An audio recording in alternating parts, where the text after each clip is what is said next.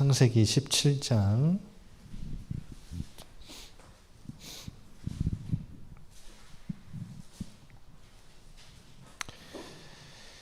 1절부터 다 읽어야 되는데요. 23절부터 27절까지만 읽겠습니다. 창세기 17장 1절부터 27절인데 23절부터 읽겠습니다. 23절부터 27절 같이 읽겠습니다. 이에 아브라함이 하나님이 자기에게 말씀하신 대로 이날에 그 아들 이스마엘과 집에서 태어난 모든 자와 돈으로 산 모든 자 곧 아브라함의 집 사람 중 모든 남자를 데려다가 그 포피를 베었으니 아브라함이 그의 포피를 벤 때는 99세였고 그의 아들 이스마엘이 그의 포피를 벤 때는 13세였더라. 그날에 아브라함과 그 아들 이스마엘이 할례를 받았고 그 집의 모든 남자 곧 집에서 태어난 자와 돈으로 이방 사람에게서 사온 자가 다 그와 함께 할례를 받았더라. 아멘. 오늘 제목을 조금 바꾸면 할례 언약 하면 뭔가 새로운 언약 같아서 할례 언약은 새로운 언약이 아니죠. 하나님의 언약의 표징입니다.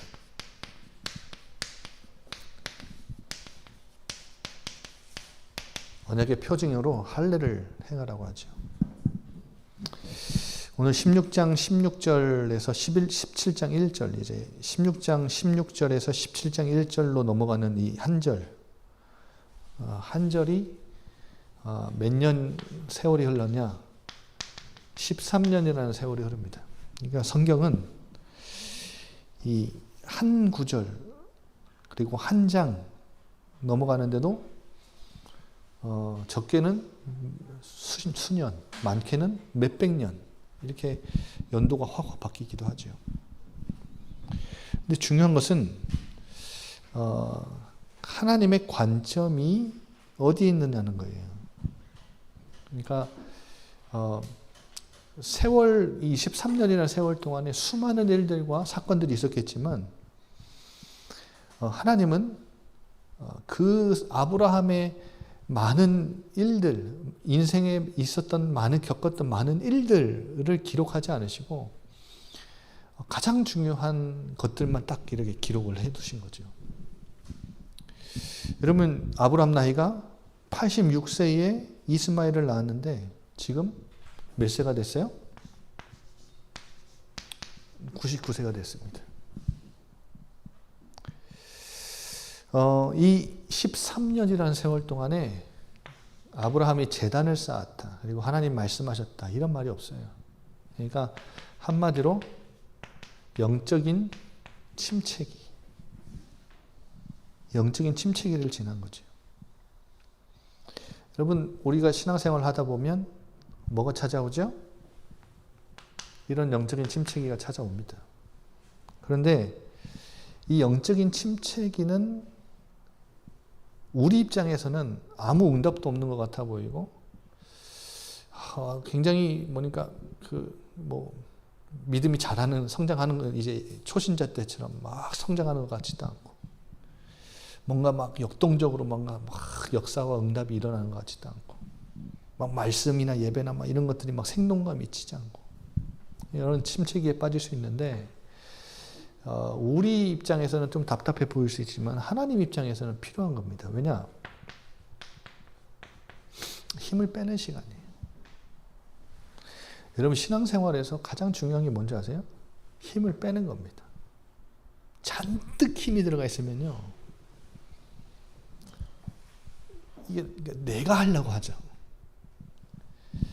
여러분, 그래서 지난주에 봤던 16장 사건은요, 어떤 사건이죠? 아브라함이 잔뜩 힘을 준 거예요.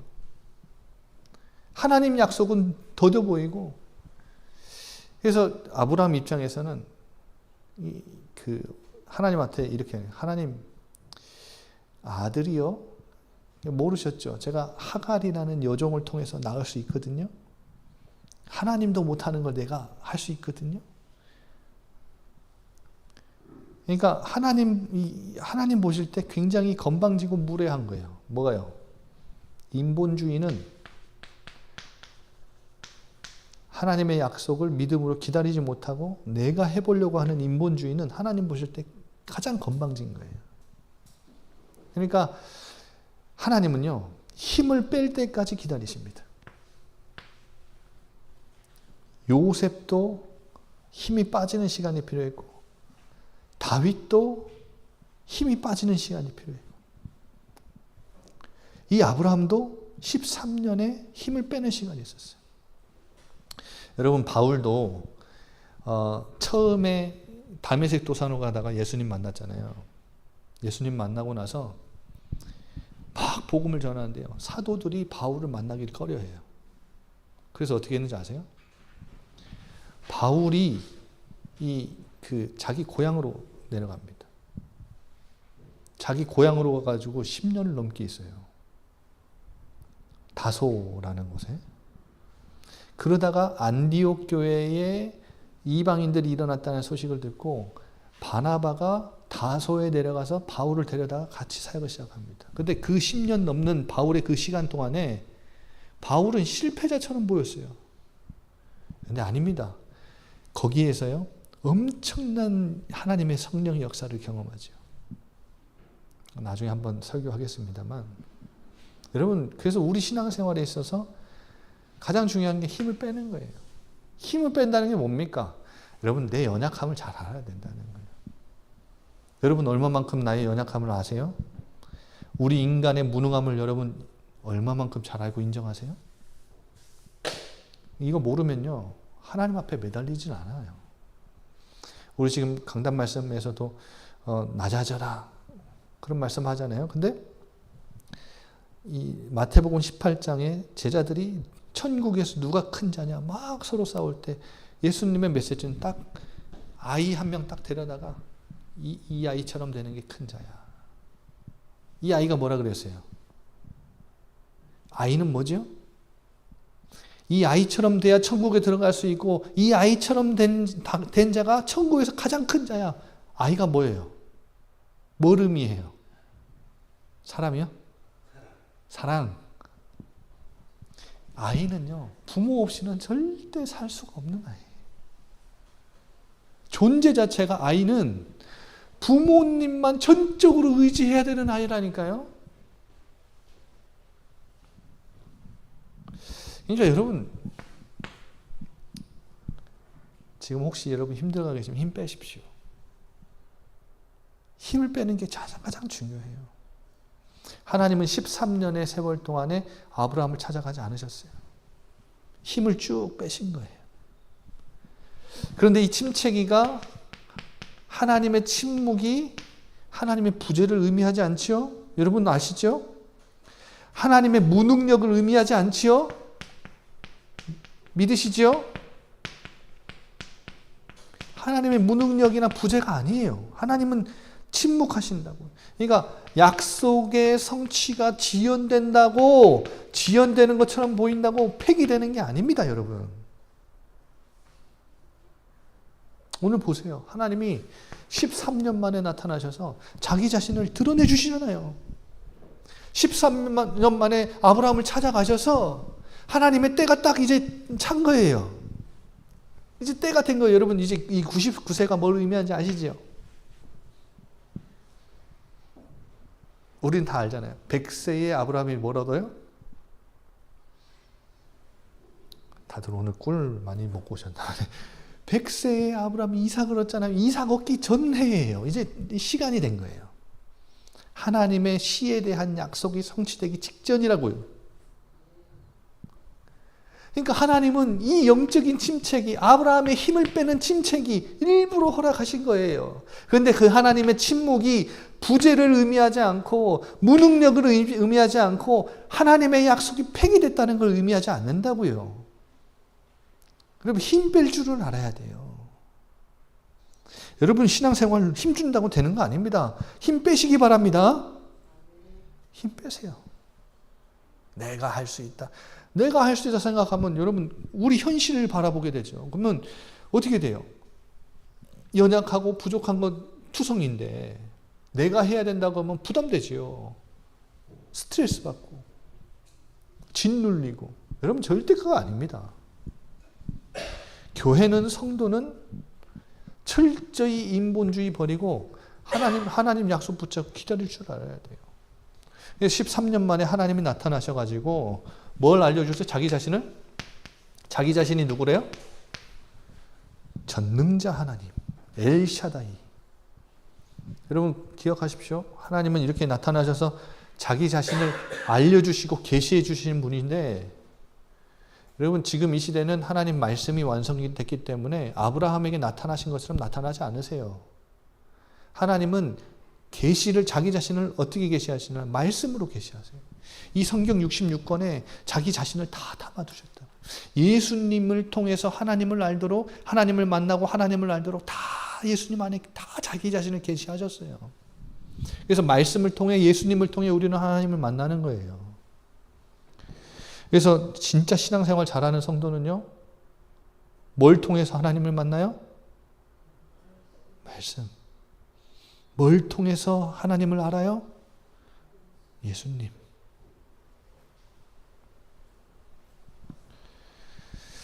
그래서 강단 말씀을 막 이렇게 제가 강단 말씀 여러분 들으십시오. 강단 말씀 생을 걸고 붙잡으십시오.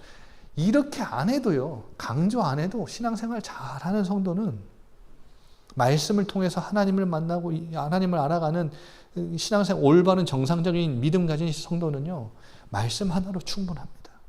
막 어떤 경험이나 어떤 거 찾아가지 않아요. 제가 요즘에 유튜브에서 누가 저랑 연관된 분이 어떤 유튜브를 계속 보는지, 동두천 무슨 교회 어떤 목사가요, 딱 앉아가지고요, 성도 한 명 불러가지고요, 유튜브로 라이브로 해요. 그거를 뭐 하냐면 하면서 못 알아듣는 말, 내가 볼 때 그 사람도 자기도 뭔 말하는지 모르겠네. 머리에 뭐가 들었다, 기름 가져와라, 기름 가져와라 이러면서 기름을 바르는데 무슨 기름이냐? 올리브유예요, 올리브유. 청정원 막 이런 데서 나온 올리브유 가져다가요, 상표라도 뜯지. 아이고, 그거 기름 해가지고 머리에다 하는데요. 와, 미쳤다, 미쳤어. 여러분, 그런 교회 안 만난 걸 다행으로 여기십시오. 어제 PD수첩 봤습니까? 아휴, 진짜. PD수첩 한번 보세요. 유튜브에 PD수첩 치면 나와요. 한 학자가 무슨 어머니 돈 뜯어내는 방법도 여러 가지. 여러분의 조상들을 해약시켜줘야 된다 그러나? 그래서요, 여러분의 조상의 400대까지도 그걸 해야 된다고요. 처음에는 40만 원, 그 다음 조상은 뭐 100만 원, 200만 원, 400만 원 막. 아멘. 그래갖고 자기 궁 짓는데 금으로요, 막 화려하게 도배를 해놔가지고 조명값만 2천억, 1,400억인가? 와, 여러분 미쳤죠.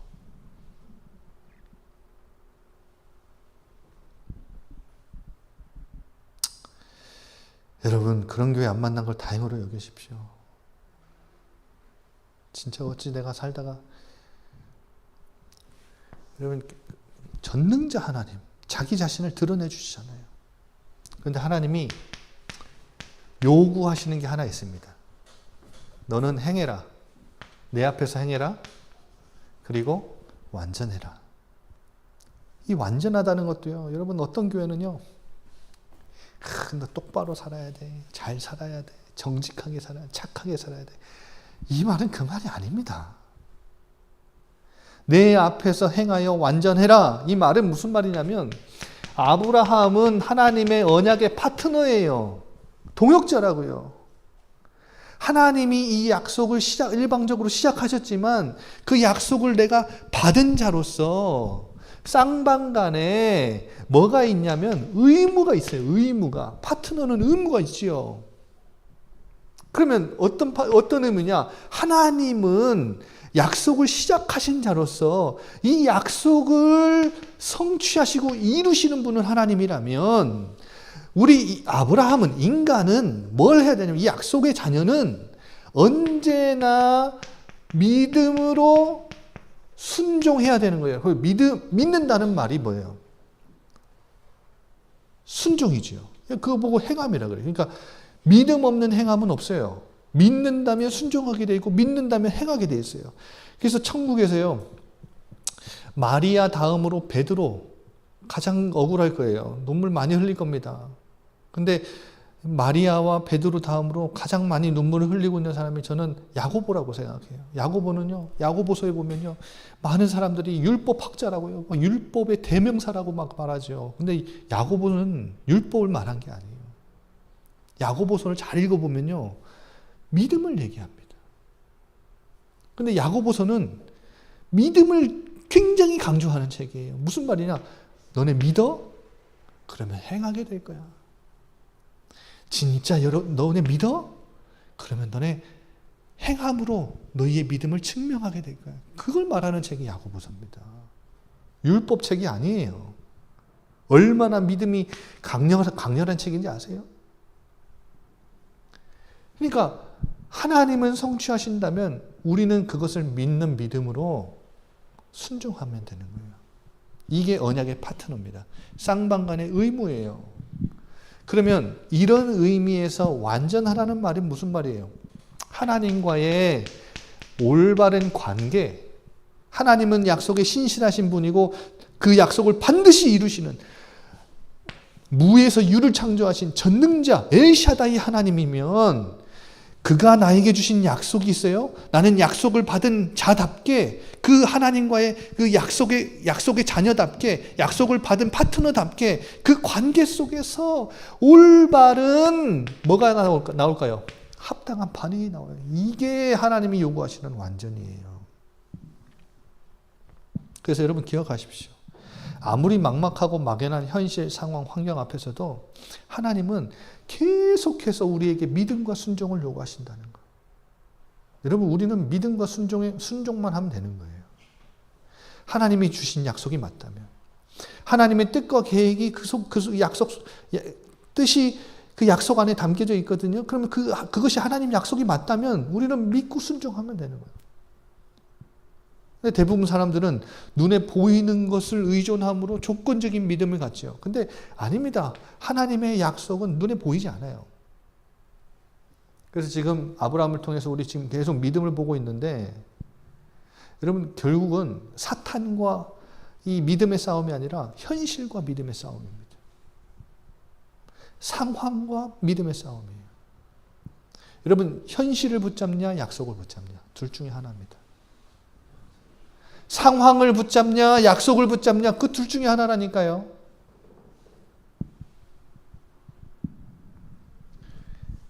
여러분, 약속을 믿고 순종하는 귀한 복이 있어지시기 바랍니다. 우리 교회는 그것만 하면 돼요. 여러분, 예수 그리스도를 믿는다는 것은 우리는 이미 하나님의 언약의 파트너가 됐다는 말입니다.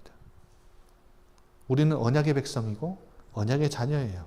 언약의 여정을 걸어가고 있어요. 믿으십니까? 그러면 우리 교회를 통해, 우리를 통해 하나님 나라를 이루시겠대요. 근데 눈에 보이진 않죠. 그러니까 우리의 믿음이 필요한 거예요. 믿고 하나님 나라를 위해 이 그리스도의 몸된 교회를 든든히 세우고 하나님 나라를 세우는 일에 우리가 믿음으로 순종하고 반응하면 되는 거예요. 그게 하나님 보실 때 완전한 겁니다. 눈에 보이는 거 없어도, 솔직히 말씀드리면 눈에 보여서 움직이는 거는 불신자도 다 합니다. 불신자 믿음 없어도, 눈에 보여서 하는 거면 불신자 믿음 없어도 다 하죠. 지금 믿지 못하고 있는 현실과 상황에 빠져 있는, 그리고 막 지난주에는 봤잖아요. 막 인본주의 있어서 막 자기가 그 약속을 잃어보려고 했던, 하나님께 그 건방지게 무례하게 굴었던 아브라함. 하나님이 나타나서, 야, 나 누구야? 난 전능한 하나님이야. 엘샤다이 하나님이야. 너 내 앞에서 행하고 완전해. 그러니까 한마디로 너 믿어 좀.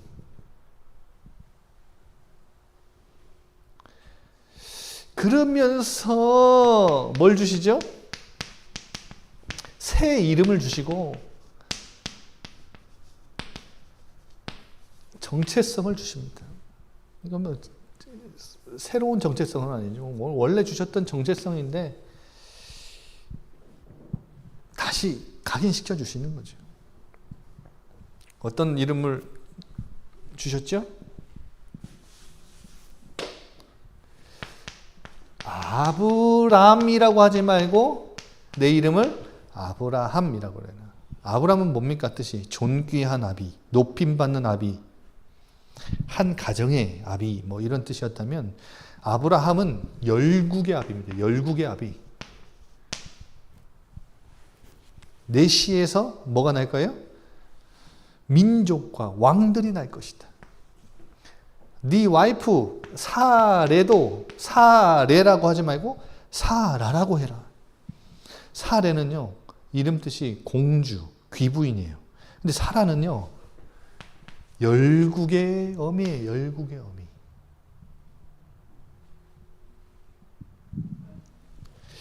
여러분, 중요한 건 이겁니다.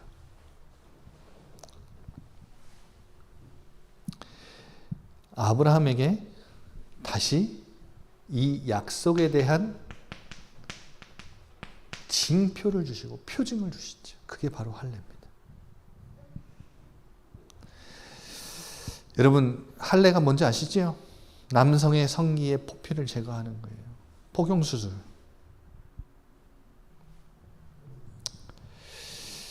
근데 우스갯소리지만 제가 오늘 이 말씀 준비하려고 한 건 아니죠. 여러분, 예전에 저도 어릴 때 저희 아버지한테 끌려가가지고 포경수술 받았는데, 여러분 어릴 때 우리 한창 유행했을 때 있었잖아요. 7, 80년대, 8, 90년대 포경수술 유행했었던 거 아시죠? 그 포경수술한 껍데기들 다 어디 갔을까요? 다 버렸을 것 같지요? 아니, 미국 넘어가서요. 미국에서 사람들이 그 얼굴 피부 좋게 하는 거기다가 뽑아가지고 했답니다. 그래서 미국 사람들 피부 좋은 거 다 우리 덕분이에요. 이거는 우스갯소리 아니고 진짜입니다. 제가 며칠 전에 오늘 할례 말씀 나눌 거 어떻게 하시고 또 며칠 전에 TV에서 알게 보여주셔가지고 인터넷 쳐보시면 다 나옵니다. 그런데 중요한 것은 이것을 행하게 하신 이유가 있잖아요. 의미가 있잖아요. 뭘까요? 왜 남자의 성기의 포피를 제거하게 하실까요? 중요한 것은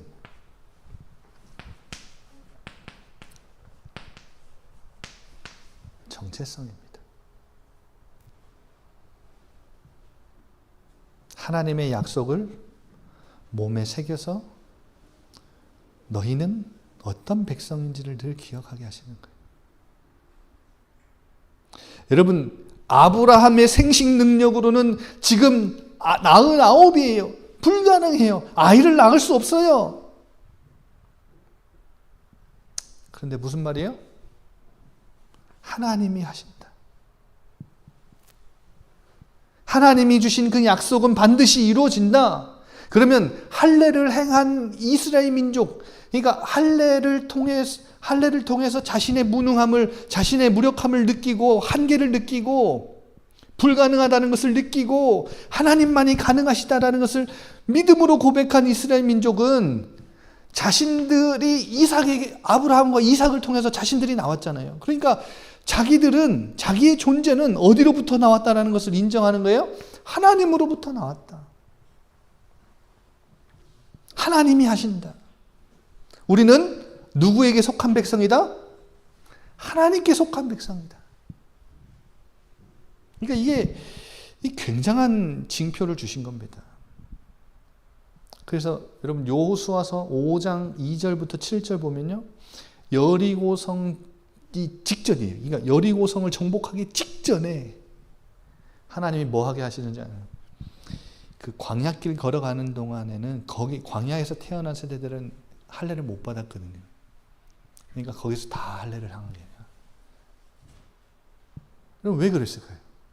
아니, 전쟁하러 가야 되는데 남성들의 포피를 제거해요. 다 나을 때까지 기다립니다. 그 며칠을. 아파서 못 움직이니까.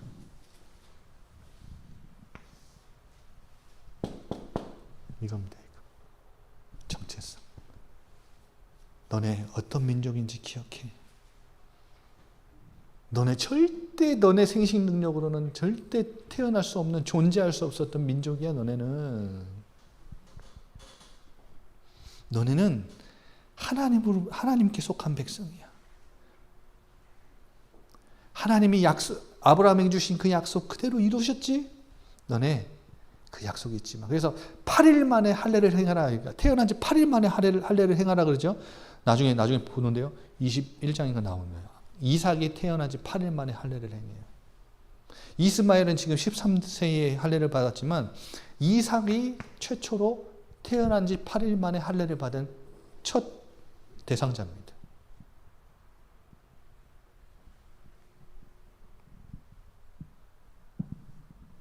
여러분, 이 정체성을 몸에 새기게 한 거예요. 말씀을 마치겠습니다. 여러분, 이런 영적인 침체기가 찾아올 때 가장 중요한 게 뭐냐면 하나님이 누구신지를 아는 거고 내가 누군지를 아는 거예요.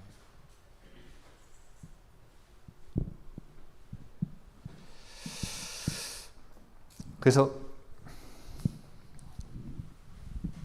갈라디아서 3장 7절에 보면 이 할례를 행해야 지금은 이제 하나님의 자녀가 이 언약의 백성이 되는 게 아니라 이 혈통적인 이스라엘, 아브라함의 후손, 이제 할례를 받음으로 이 하나님 자녀라는 것을 증명하는 증거하는 게 아니라 이제는 할례가 아닌 믿음으로 아브라함의 자손이 되는 겁니다. 그래서 갈라디아서 3장 14절에 보면 그리스도 예수 안에서 아브라함의 복이 이방인에게, 우리에게까지 온 거예요. 그래서 우리는 혈통적으로 유대인이 아닐지언정, 혈통적으로 그리고 육신적으로 할례를 우리에게 행하지 않을지언정, 우리는 믿음으로 예수 그리스도를 통해서 아브라함의 자손이라 부름받을 수 있는 거예요. 약속의 자녀라고 불리는 거예요. 근데 진짜 중요한 건 뭔지 아세요? 로마서 2장 28절 29절에 보면 이런 말씀이 있죠. 표면적 육신의 할례가 아니라 이면적 유대인이 진짜 유대인이다. 한마디로 영에 있고 율법 조문에 있지 않다. 무슨 말이냐? 육신의 할례를 말하는 게 아니라 이제는 마음의 할례를 받아야 되는데 영에 있다 그러죠. 성령을 통해 무엇이 변화되는 게 할례예요? 마음이 변화되는 게 할례입니다. 그래서 여러분 말씀을 종합해 보면 그겁니다.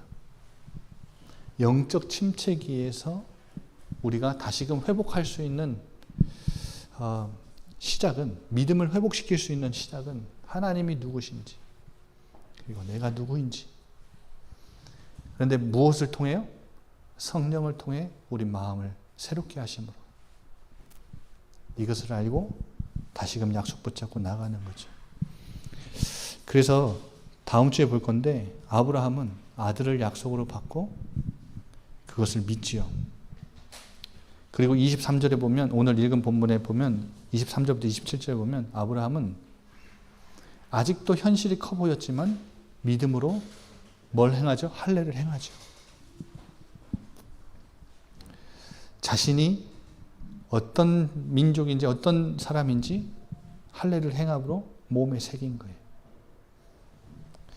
여러분, 우리가 이 시대를 살아가면서 오늘을 현장을 살아가면서 하나님이 누구신지, 내가 누구인지 정확하게 알 수 있는 마음의 할례가 필요합니다. 성령 하나님께서 우리 마음을 변화시켜 주시고 역사하셔서 이 땅을 살아가면서 하나님 약속을 믿고 믿음의 사람으로 승리할 수 있도록 인도해 달라고 우리 한번 다 같이